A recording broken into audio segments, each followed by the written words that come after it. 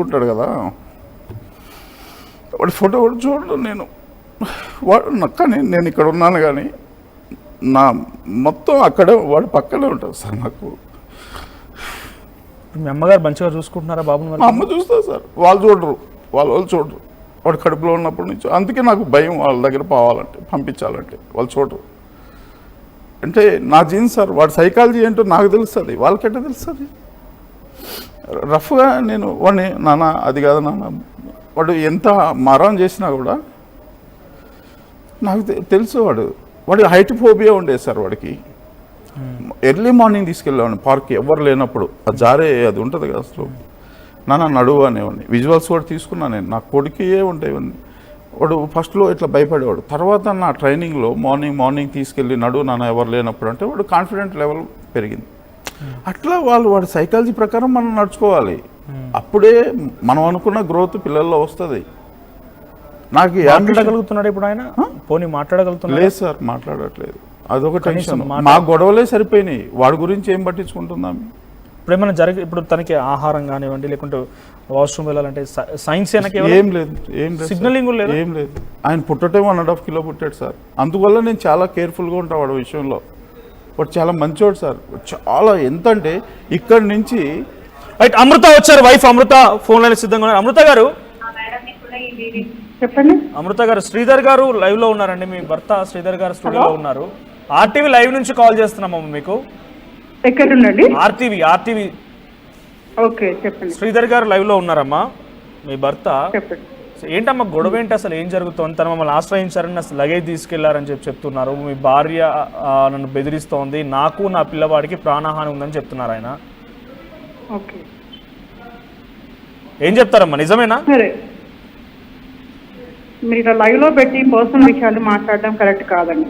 అంటే పర్వాలేదు, బికాజ్ ఎందుకంటే తను ఇక్కడ వచ్చి ఏడుస్తూ ఉన్నాడు, మీకు అనిపించింది చెప్పండి. ఓకే, కంప్లైంట్ నేను నా మీద ఆయనకి ఆరోపణ ఉంటే కంప్లైంట్ చేయమనండి, నేను అక్కడికి వచ్చి సమాధానం ఇస్తాను. మీరు ఫ్యామిలీ విషయాలు, పర్సనల్ విషయాలు ఇలా లైఫ్ లో పెట్టడం అనేది కరెక్ట్ కాదు మీకు. అంటే తను మీరు బెదిరించారని చెప్తున్నారు, బెదిరించారా? ఏదైనా ఉండొచ్చండి, పర్సనల్ విషయాలు ఇలాంటివన్నీ పర్సనల్ విషయాలకి ఇవన్నీ బయటకు వచ్చింది. ఇప్పుడు పర్సనల్ విషయాలే కానీ బయటకు వచ్చింది. పర్సనల్ విషయాలంటే ఇప్పటికే మీరు సాల్వ్ చేసుకోవాల్సింది. ఓకే, మీరు సరే, నేను ఆయనకి నా మీద ఉంది కదా అంటున్నాడు కదా, కంప్లైంట్ చేయమనండి. మీరు శ్రీధర్ గారు ఒకసారి మాట్లాడు. కంప్లైంట్ చేయమంటున్నారు ఏమనంటే, తను కంప్లైంట్ చేయమంటున్నారు. ఏం చెప్తారు? చేసేవాడిని అయితే ఎప్పుడో చేసేవాడిని సార్. నా భార్య నా కాడికి ఎప్పుడైనా వస్తుందని నా కాన్ఫిడెంట్, అందువల్ల చేయలే. నిన్న దౌర్జన్యంగా వచ్చి ఆమె తీసుకెళ్ళింది, కానీ ఆమె ఏంటంటే నాకు ఆ ఉద్దేశమే లేదు. ఎందుకు సార్, నాకు నా భార్య కావాలి, నా కొడుకు తల్లి కావాలి, నాకు భార్య కావాలి. అమృత గారు విన్నారా? విన్నానండి, విన్నాను. ఓకే, అంటే ఇప్పుడు కంప్లైంట్ చేస్తేనే మీ ప్రాబ్లం సొల్యూషన్ దొరికిద్దా, లేకుంటే దొరకదంటారా? కంప్లైంట్ చేస్తా అన్నది నేను కాదు కదండి, మీ మాట్లాడుతున్న మనిషి మీ పక్కనే ఉన్నారు కదా.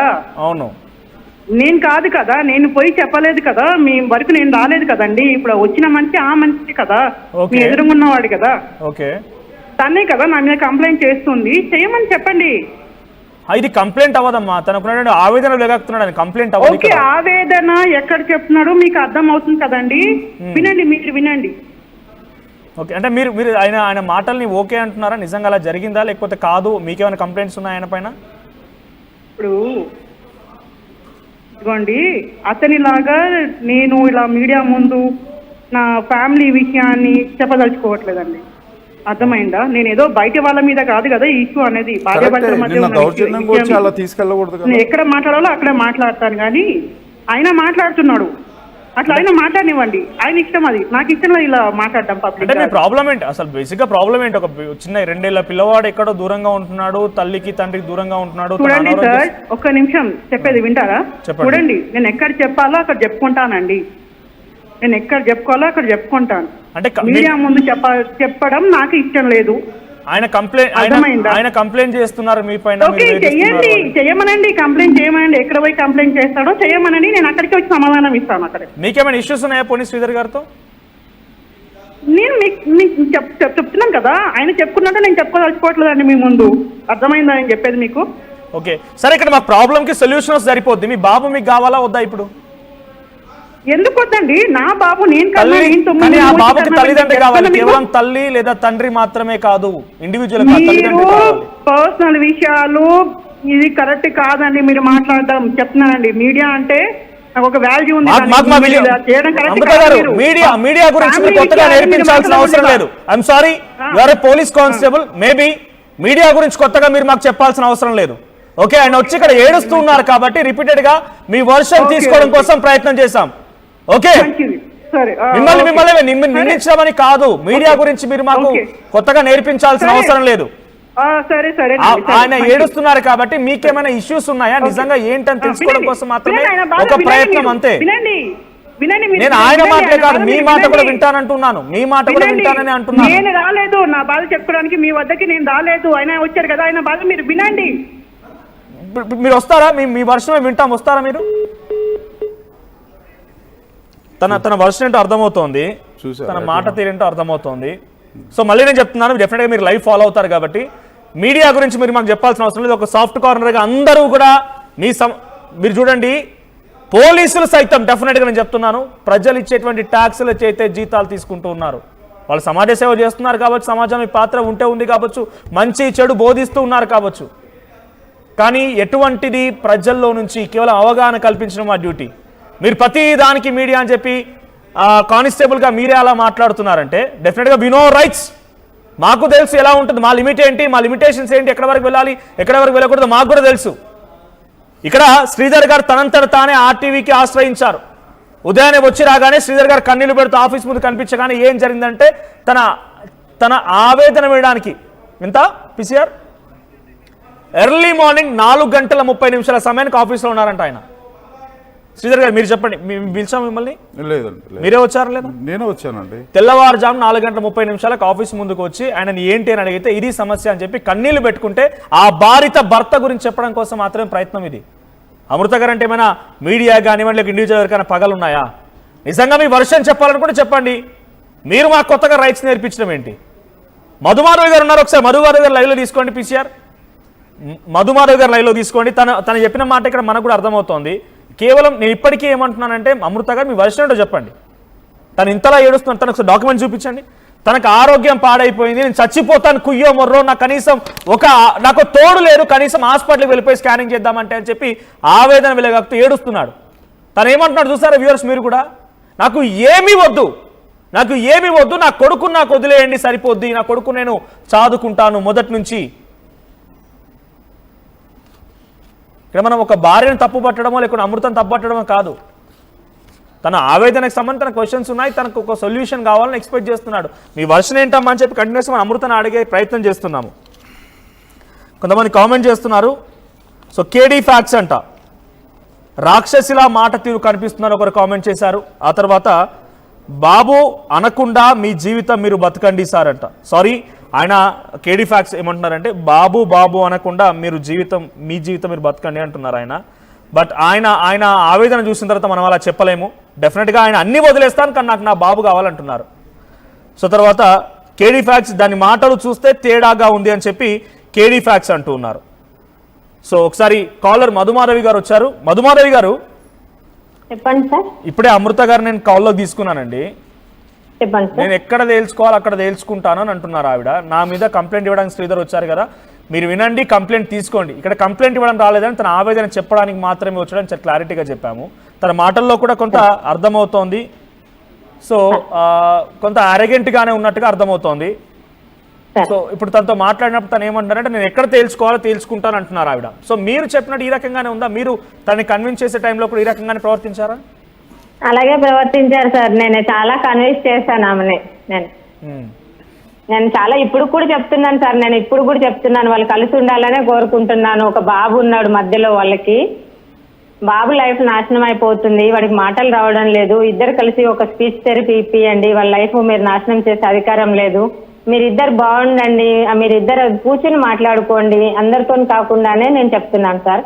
ఫస్ట్ నుంచి అప్పుడు నాతో ఎలా మాట్లాడిందో ఇప్పటికీ తను అలాగే ఉంటే మరి ఇంకా ఎవరమేం చెప్పలేము, నేనేం చెప్పలేను సార్. ప్లీజ్ మీలాగే ఉదయాన్నే నేను చెప్తున్నాను, మళ్ళీ శ్రీధర్ గారు మమ్మల్ని ఆశ్రయించి తెల్లవారుజామున మా టీం చెప్తోంది 4:30 తెల్లవారుజామున ఇక్కడికి ఆఫీస్కి వచ్చినారు, నాకు కొంచెం న్యాయం చేయండి అని చెప్పి. ఆయనకు ఉండడానికి ఆశ్రయం లేదు. ఇప్పుడు ఇంటి ముందర ఖాళీ చేయమంటున్నాడు, చేతిలో రూపాయి లేదు, అక్కడ బాబుని పోషించాలి, తనకైనా ఉద్యోగం సంపాదించుకోవాలి, కొంత సంపాదించుకోవాలి. తన అనారోగ్య బారిన పడిపోయాడు, ఎప్పుడు ఏం జరుగుతుందో తెలియలేదు. ఆయన ఇక్కడ నా దగ్గరకు కవర్తో వచ్చారు, మొత్తం మెడిసిన్స్, ఆ డాక్టర్ డాక్యుమెంట్స్ అవన్నీ ఉన్నాయి ఆయనకి. సో అక్కడ తనకి ఏమైనా సహాయం చేసి డబ్బులు ఇవ్వకపోయినా కనీసం మెంటల్ సహాయం అయినా కావాలి కదా. నేను ఉన్నా అని చెప్పి భార్య తోడుగా ఉండాలి, అది కూడా ఎక్స్పెక్ట్ చేస్తున్నాను. అటువంటిది తన నుంచి ఎటువంటిది అయితే ప్రతిఫలం లేదు. సో ఇప్పుడు చాలా మంది కూడా ఒక మగవాడు ఏడుస్తున్నాడంటే అది ఎవరు అసలు మగవారిని ఎవరు ఏడువరు అనేది ఒకటి చాలా స్ట్రాంగ్గా ఉంటారనేది ఒక చాలా బలంగా. తర్వాత ఏడుస్తున్నాడంటే ఏడ్చే మగవాడిని నమ్మదనే సామెత, మరి ఎందుకు వచ్చాయో ఆ సామెత తెలియదు కానీ ఆయన చాలా ఏడుస్తున్నాడు. ఇప్పుడు చెప్పండి, ఆయన కొడుకుని అడుగుతున్నాడు, ఆయన కొడుకు కావాలనుకుంటున్నాడు. ఎంతలా కన్నీరు పెట్టి నాతోను కూడా ఒకటే మాట చెప్పారు సార్, నాకు ఏం అవసరం లేదు, నేను వదిలి వెళ్ళిపోతాను అన్ని, నాకు నా బాబుని ఇచ్చేస్తే చాలు అని మాట్లాడి తను కూడా బాధపడడం జరిగింది సార్. నా ఆరోగ్యం బాగుండలేదు, నడవడానికి కూడా నాకు రావట్లేదు మేడం అని చెప్పారు నాతో కూడా తను. సో తను ఎక్కడ తెలుసుకోవాలో అక్కడ తెలుసుకుంటాను అంటున్నారు. అంటే తన మాటలు ఎలా అర్థం చేసుకోవాలి అంటే ఏమో సార్, ఇంకా ఆమెని మార్చలేమేమో. అంటే ఎక్కడ తేల్చుకోవాలో అక్కడ తేల్చుకుంటాను అంటున్నారు. నాతో మాట్లాడినప్పుడు అదే మాట్లాడారు ఆవిడ. సో మీకు నాతో మాట్లాడినప్పుడు కూడా తను అన్నారు, నా పోలీస్ పవర్ అంటే చూపిస్తాను మీకు అనింది తను. ఓకే, పోలీస్ పవర్ అంటే ఫస్ట్ తను భార్య, ఆ తర్వాత పోలీస్. సో స్టేషన్ లో ఉన్నప్పుడు రేపటి రోజున భర్త తప్పు చేసినా పోలీస్ గా విడుదల నివర్తించు. ఆ భర్త తప్పు చేశాడని తేలితే భర్తను కూడా శిక్షించండి. చట్టం ప్రకారం ఏముందో మీరు డెఫినెట్ గా ఇంప్లిమెంట్ చేయండి. కానీ ఇంటికి వచ్చిన తర్వాత భార్య తల్లికి, ఆ పాపకి, ఆ బిడ్డకి తల్లి కావాలి, ఆయనకి భార్య. సో ఈ ఇంటికి వచ్చినాక కూడా పోలీస్ లాగే పవర్ చూపిస్తా అంటే కుదరదు కదా. అవును సార్, కానీ చాలా ర్యాష్ గానే మాట్లాడింది సార్ తనైతే, నాతో కూడా చాలా ర్యాష్ గా మాట్లాడింది. అదే ఇప్పుడు శ్రీధర్ గారు మాట్లాడుతున్నారు. శ్రీధర్ గారు ఇప్పుడు మీతోటి ఎట్లా మాట్లాడింది అట్లే మాట్లాడుతుంది నాతో కూడా. బెదిరిస్తుంది, ఎక్కువ మాట్లాడబాకు, మూసుకొని కూర్చో, లేకపోతే బండ బూతులు సార్, ఇంకా వల్గర్ లాంగ్వేజ్.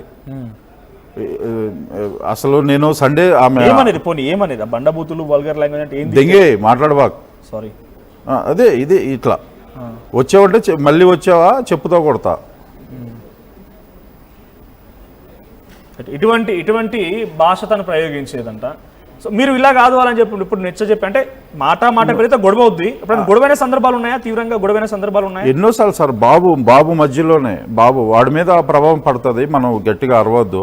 చుట్టుపక్కల కూడా బాగుండదు కదా సార్, డీసెంట్ ఏరియా మేము ఉన్నది. చిన్న సౌండ్ చేస్తేనే అందరికి వినపడుతుంది. నా వయసు ఇంతే, నేను ఇంటే మాట్లాడతా. నా వయసు ఇంతే, నీలాగా చిన్న మాట్లాడలేను, నేను ఇంతే మాట్లాడతా అంటే నలుగురు తెలియాల. నిన్న కూడా మొత్తం అందరు చూసి అంతా మొత్తం తీసుకెళ్తారు. నలుగురికి తెలియడం వల్ల భర్త ఒక్కడే కాదు బయట పరుగు పోయేది, భార్య కూడా. భార్యాభర్తలు కలిస్తేనే ఒక పిల్లవాడు. భార్యాభర్తలు అంటారు కానీ భార్య వేరు భర్త వేరు కాదు కదా. అరిచినంత కదా సార్. నిన్న సామాన్లు తీసుకుని వెళ్ళిపోయింది. అసలు నువ్వు భర్తవేనా అంటది. అదేమంటే నువ్వెవడో అంటే ఏమని సార్, నేను పెళ్లి చేసుకున్నామని, నేను భర్తని, నువ్వెవడో నన్ను అడగడానికి అని అంటే ఏం చెప్పాలా నేను? నువ్వెవడో అంటే నా ముఖం మీదే. మీరు ఎప్పుడు వాళ్ళ తల్లిదండ్రులకు చెప్పారా? పోనీ వాళ్ళిద్దరు భార్య భర్తలే కదా, ఆ తల్లిదండ్రులు కూడా చెప్పా ఏమోనాయా ఆమె అంతే, మేమేం చేయలేం. మాకేం బ్రదర్ సిస్టర్స్ ఉన్నారా? లేరు. ఈమె లాస్ట్ 4 సిస్టర్స్, ఈమె లాస్ట్ ఆమె. అంటే సిస్టర్స్ ఉన్నారు పెద్దవాళ్ళు. పోయి వారిని అడిగారు ఎప్పుడైనా ఇట్లా చేస్తారు? వాళ్ళు కూడా ఏం అడిగాను, చెప్పాను. వాళ్ళతో ఎలా ఉంటుంది అమృత? ఏమో సార్, అది నాకు తెలియదు. ఫోన్ లో మాట్లాడేటప్పుడు కానీ వాళ్ళ రిలేషన్ బాగానే ఉంటుంది. ఆమె వాళ్ళతో బాగానే మాట్లాడుతుంది, చాలా ఎఫెక్షన్ మాట్లాడదు. మరి నాతోనే నా కర్మ ఏమో నాకు తెలియదు. అది మిమ్మల్ని డామినేట్ చేయాలనే ప్రయత్నమే కానీ ఇంకోటి లేదంటారు. అయితే ఉండొచ్చు సార్, ఇన్ఫ్లుయెన్స్, వాళ్ళ ఫ్యామిలీ ఇన్ఫ్లుయెన్స్ ఈ మీద చూపించటం, నన్ను డామినేట్ చేయాలనేసి ఆమె ఇది ప్రయత్నం. ఇప్పుడు కాలర్ ఉన్నారు వెంకటేష్ అని, వెంకటేష్ గారితో మాట్లాడదాం, మళ్ళీ మాట్లాడదాం మనం. వెంకటేష్ గారు నమస్తే అండి. మాట్లాడండి సార్. ఇది ఆ మేడం గారు మాటలు విన్న తర్వాత ఆమె చాలా తప్పేదో మిస్టేక్ అనేది ఎవరికైనా సహజం అండి జరగటము. భార్యాభర్తలు అన్నాక కొన్ని గొడవలు అవుతుంటాయి. దాన్ని సర్దిద్దుకోవాలనే ఆలోచన ఉండాలి కానీ ఆమె ఇంకా రెచ్చగొట్టాలి, ఆ భర్త ఏంది, నాకు వాల్యూ ఏంది, నేను నాకు ఎవరో సపోర్ట్ ఉన్నారు వెనకాల అనే విధంగా మాట్లాడుతుంది సార్ ఆమె. చాలా అసలు భర్త బాబు అనే రెస్పాన్సిబిలిటీ దానికి విలువ లేకుండా తీసి పడేసినట్టుగా పాపం అతను ఎంత బాధపడుతున్నాడు, ఏడుస్తున్నాడు. ఇప్పుడు పిల్లలు ముఖం చూసి చాలా పేరెంట్స్ అందరికి పెళ్లిళ్ళైనా అందరూ కాపురం చేస్తున్నారు. కొంతమంది పేరెంట్స్ ఏంది పిల్లల ముఖం చూసి గొడవ, చిన్న గొడవ అయినా పెద్ద గొడవ అయినా కూడా సైలెంట్ గా కాంప్రమైజ్ అయిపోతారు. ఆ పిల్లవాడిని ముఖం చూస్తే చాలా బాధ అనిపిస్తున్నది. అతను ఏడుస్తున్నాడు పాపం, ఎంత ఏడుస్తూ ఎంత బాధపడుతున్నాడు. అసలు ఆ మేడం కొంచెమన్నా కనకరించి, మీరు మాట్లాడింది కూడా నేను విన్నాను, ఎంత ఆమెకు ఎవరు వాళ్ళ డిపార్ట్మెంట్ సపోర్ట్ ఉన్నదా, ఎవరు సపోర్ట్ చూసుకొని ఆ మేడం అంతగానో అట్లా మాట్లాడుతున్నా అనేది ఒకటి అర్థం కాని విషయం సార్ ఇక్కడ. అంటే ఎలా దొరుకుతుంది సొల్యూషన్, ఎలా దొరుకుతుంది అనుకోవాలి అంటే వీళ్ళకి ఒక సొల్యూషన్ కావాలి. ఫస్ట్ ఆ బాబుకు ఒక తల్లిదండ్రి కావాలి. ఇప్పుడు అదే కదా సార్, ఇప్పుడు సొల్యూషన్ అనేది వీళ్ళిద్దరూ మధ్యలో బాబు నలిగిపోతున్నాడు. బాబు ముఖం చూసి చాలా మంది ఫ్యామిలీస్ పిల్లల ముఖం చూసి గొడవ పడకుండా ఎన్ని ఇబ్బందులున్నా, ఎన్ని ఆర్థిక ఇబ్బందులున్నా మన భర్తకు భార్య తోడు, భార్యకు భర్త తోడుగా ఇద్దరం ఉండి మనం బాబును పెంచుకుందామండి. అంటే భార్యలు పోలీస్ డిపార్ట్మెంట్ అయినా, కలెక్టర్ అయినా, డిఎస్పీ అయినా, ఎస్పీ అయినా తల్లికి కొడుకే అండి, తల్లికి కూతురే, భర్తకు వైఫే కదా ఎంత జాబ్ చేసినా కూడా. అవునా కదా సార్? అవును. ఇప్పుడు తను మాట్లాడడం చూసారు కదా వెంకటేష్ గారు, నాతో కూడా మాట్లాడింది ఇందాక తన లైవ్ లో మాట్లాడినప్పుడు. ఏమనిపించింది తన మాటలు చూస్తే? అదే సార్, అసలు ఆమెకు అండదండ ఎవరి అండదండ చూసుకొని అంతగానం అంత ఆవేశంగా నేను ఎక్కడ సమాధానం చెప్పాలో అక్కడ అసలు ఎక్కడుంది సార్ అసలు ఆ మాటలేంది? సరే భర్తలు తప్పు చేసిన వాళ్ళు ఉండొచ్చు, దానికి నేను అనట్లేను, కానీ ఇక్కడ మాత్రం ఆయన చాలా బాధపడుతున్నాడు. జబ్బు గాని నయం గాని జబ్బులు లేవు ఈ రోజులలో. ఆ జబ్బులు కనీసం నా భర్త నా బాబు ఎటెళ్ళిరు అనేది కాకుండా సామాను